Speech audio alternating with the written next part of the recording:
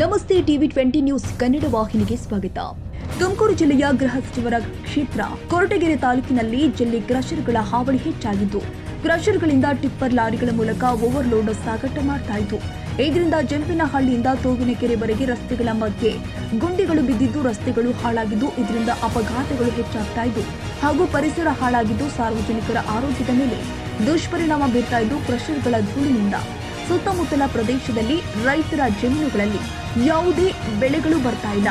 ಅರಣ್ಯ ನಾಶವಾಗ್ತಾ ಇರೋದನ್ನ ವಿರೋಧ ಮಾಡಿ ಪ್ರವೀಣ್ ಕುಮಾರ್ ಶೆಟ್ಟಿ ಬಣದ ಕರ್ನಾಟಕ ರಕ್ಷಣಾ ವೇದಿಕೆ ತಾಲೂಕು ಘಟಕದ ವತಿಯಿಂದ ತಾಲೂಕಿನ ಸಿಎನ್ ದುರ್ಗಾ ಹೋಬಳಿಯ ಜಂಪಿನಹಳ್ಳಿಯಲ್ಲಿ ಟಿಪ್ಪರ್ ಲಾರಿ ತಡೆದು ಪ್ರತಿಭಟನೆ ಮಾಡಲಾಗಿದೆ. ಈ ಸಂದರ್ಭದಲ್ಲಿ ಕರ್ನಾಟಕ ರಕ್ಷಣಾ ವೇದಿಕೆ ತಾಲೂಕು ಅಧ್ಯಕ್ಷ ಹರೀಶ್ ಮಾತನಾಡಿ, ಸಿಎನ್ ದುರ್ಗಾ ಹೋಬಳಿಯಲ್ಲಿ 6ಕ್ಕೂ ಹೆಚ್ಚು ಕಲ್ಲು ಗಣಿಗಾರಿಕೆ ಮಾಡಲಾಗ್ತಾ ಇದ್ದು, ಗಣಿಗಾರಿಕೆಯಿಂದ ಉಂಟಾಗುವ ಧೂಳು ಮತ್ತು ಶಬ್ದದಿಂದ ಅಕ್ಕಪಕ್ಕದ ಗ್ರಾಮಗಳಲ್ಲಿ ಇರುವ ಮಕ್ಕಳಿಗೆ, ವಯೋವೃದ್ಧರಿಗೆ ಕಾಯಿಲೆಗಳು ಕಾಣಿಸಿಕೊಂಡು ಆಸ್ಪತ್ರೆಗೆ ದಾಖಲಾಗಿದ್ದಾರೆ.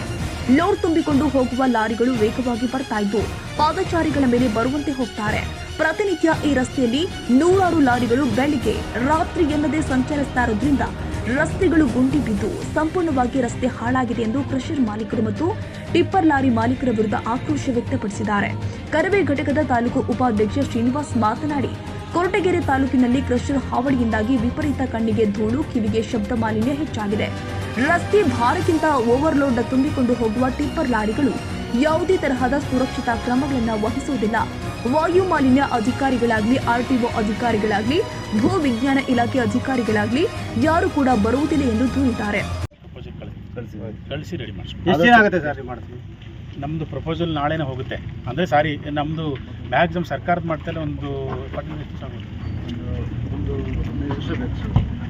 ದಿವಸ ರಸ್ತೆ ಕಾಂಕ್ರೀಟ್ ರಸ್ತೆ ಮಾಡಲಿಕ್ಕೆ ಎಷ್ಟು ದಿವಸ ತಗೋತಾರೆ? ಇದು ರೆಡಿ ಮಾಡಲಿಕ್ಕೆ ಒಂದು 3 ತಿಂಗಳು ಬೇಕು ಸರ್. ಅದಕ್ಕೆ ಯಾಕಂದರೆ ಕರೆಕ್ಟಾಗಿ ಕ್ಯೂರಿಂಗ್ ಆಗಬೇಕು, ಕಾಂಪ್ಲೆಕ್ಷನ್ ಆಗಬೇಕು, ರೆಡಿ ಆಗಬೇಕಲ್ಲ ಸರ್. ಎಲ್ಲ ಅದು ಕಾಂಪ್ಲೆಕ್ಷನ್ ಆಗಿ ಕ್ಯೂರಿಂಗ್ ಆಗಿ ಒಂದು ಸೈಡಿಗೆ ಟ್ರಾಫಿಕ್ ಬಿಟ್ಟು ಮತ್ತೊಂದು ಸೈಡಿಗೆ ರೆಡಿ ಮಾಡಿ 15-20 ದಿವಸ ಕ್ಯೂರಿಂಗ್ ಮಾಡಿಸ್ಬೇಕು. ನಂತರ ಈ ಕಡೆ ಟ್ರಾಫಿಕ್ ಬಿಟ್ಟು ಈ ಸೈಡಿಗೆ ರಸ್ತೆ ಸ್ಟಾರ್ಟ್ ಮಾಡಬೇಕು ನಾವು. ಅಂದರೆ ಮಿನಿಮಮ್ 3 to 4 ಮಂತ್ಸ್ ಟೈಮ್ ಬೇಕು.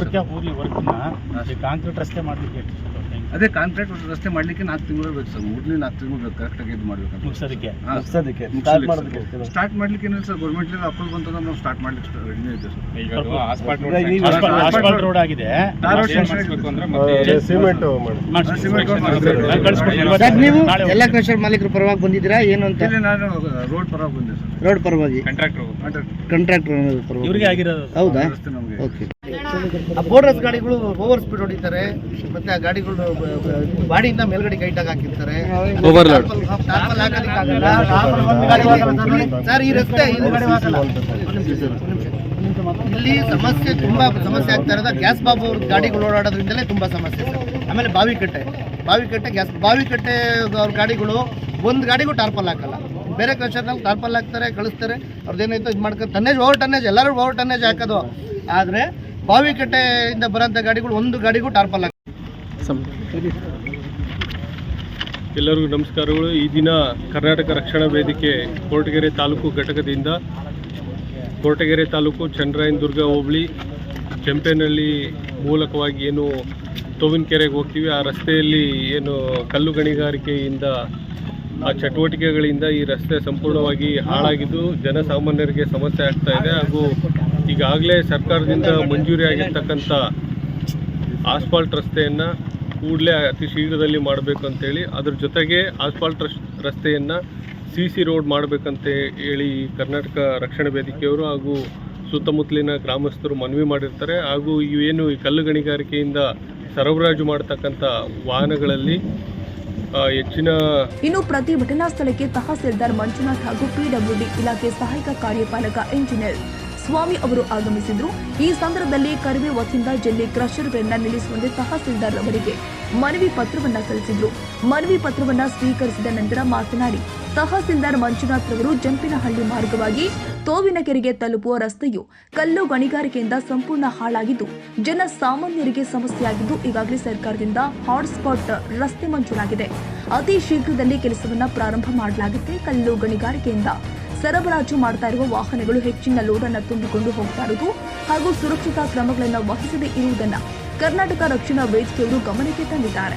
ಆದ್ದರಿಂದ ತಾಲೂಕು ಮಟ್ಟದ ಅಧಿಕಾರಿಗಳ ಸಭೆಯನ್ನು ಕರೆದು ತೀರ್ಮಾನ ಮಾಡಲಾಗುತ್ತೆ ಎಂದಿದ್ದಾರೆ. ಈ ಸಂದರ್ಭದಲ್ಲಿ ಕರವೆಯ ಪದಾಧಿಕಾರಿಗಳು ಆದ ಕಿರಣ್, ಶ್ರೀನಿವಾಸ್, ರವಿಕುಮಾರ್, ನಟರಾಜ್, ನಾಗೇಶ್, ವೀರಕ್ಯಾತ್ರಾಯ, ಲೋಕೇಶ್, ಕೃಷ್ಣಮೂರ್ತಿ, ನರಸಿಂಹರಾಜು, ಗಂಗರಾಜು, ಸುರೇಶ್ ಮತ್ತಿತರರು ಉಪಸ್ಥಿತರಿದ್ದರು. ಕನ್ನಡಿಗರ ಮೆಚ್ಚಿನ ನಿಮ್ಮ TV20 ಕನ್ನಡ ವಾಹಿನಿ ಇದೀಗ ಟಿವಿಯಲ್ಲಿ ಲಭ್ಯ. ಕರ್ನಾಟಕ ಮತ್ತು ದೇಶ ವಿದೇಶದ 360 ಡಿಗ್ರಿ ಸುದ್ದಿ ವಿವರವನ್ನ ಪಡೆಯುವುದಕ್ಕೆ TV20 ವಾಹಿನಿಯನ್ನು ಲೈಕ್ ಮಾಡಿ, ವಿಡಿಯೋಗಳನ್ನು ಶೇರ್ ಮಾಡಿ, ಕಮೆಂಟ್ ಮಾಡಿ, ಸಬ್ಸ್ಕ್ರೈಬ್ ಮಾಡಿ. HCN ಕೇಬಲ್ 842 ನಂಬರ್ನಲ್ಲಿ ಹುಕ್ಕೇರಿ ತಾಲೂಕು ಹಾಗೂ ಸಂಕೇಶ್ವರದ ಸುತ್ತಮುತ್ತಲಿನ ಹಳ್ಳಿಗಳಲ್ಲಿ ಲಭ್ಯ. PCN ಕೇಬಲ್ 129 ನಂಬರ್ನಲ್ಲಿ ಹಾರುಗೆರೆ ಸುತ್ತಮುತ್ತಲಿನ ಹಳ್ಳಿಗಳಲ್ಲಿ ಲಭ್ಯ. ರಾಯಬಾಗ್ ಡಿಜಿಟಲ್ ಚಾನೆಲ್ ಕೇಬಲ್ 80ನೇ ನಂಬರ್ನಲ್ಲಿ ರಾಯಬಾಗ ತಾಲೂಕಿನ ಸುತ್ತಮುತ್ತಲಿನ ಹಳ್ಳಿಗಳಲ್ಲಿ ಲಭ್ಯ. UDCN ಕೇಬಲ್ ನೆಟ್ವರ್ಕ್ ಉಗಾರ ಸುತ್ತಮುತ್ತಲಿನ ಹಳ್ಳಿಗಳಲ್ಲಿ ನಿಮ್ಮ TV20 ಕನ್ನಡ ವಾಹಿನಿಯೂ ಲಭ್ಯ.